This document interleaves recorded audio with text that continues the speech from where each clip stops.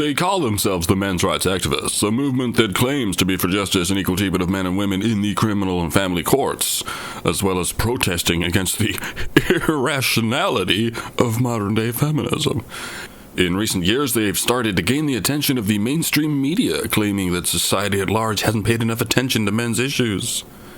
Citing alarming data, like men being 4 times more likely to commit suicide, 25% less likely to graduate college due to clear bias in the education system, and just as likely of being victims of domestic violence at the hands of their partners.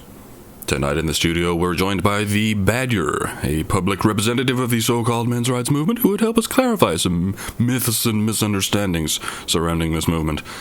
As well as this, show regular Dr. Veina, who is a specialist in gender issues with a PhD in gender studies from the University of Gender-Rutherford. So, Badger, we start with you. Why do you hate women? Well, what? I can sympathize with the idea of men being oppressed because of their race, but don't you think you already took things a little too far? People are closing their Twitter accounts!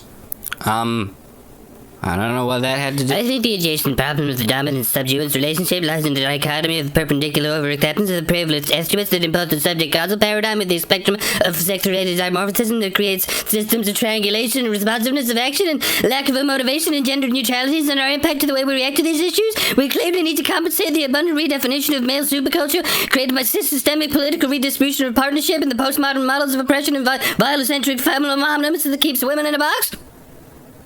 It is the current year, after all. Makes perfect sense, Doctor. Badger, why do you believe that women should stay in the kitchen and serve their natural purpose as baby-producing machines? What? This is absurd. Are you saying that women are absurd? Don't you see how this is a problem? Women can't women because of such attitudes. No, I'm saying this is absurd because This is exactly what the patriarchal hetero systems of coercion and subjugation and demonstration of equality have imposed in the climate change reformational intersex system that keeps dragging boys and men through the toxication of masculination. These theories have reinstated ultra-patriarchal ecosystems of identity and empatho-depressive patterns of subjugation and intersexation, of domination, of demonstration, of misogynational nominators. After all, we live in a society that just hates us. Hates us. Jesus.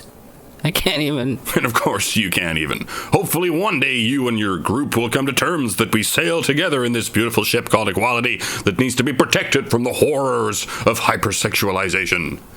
Coming up next, the secret of Nicki Minaj booty. Watermelon milk? Discover what the planets told our resident astrologer right after the pause.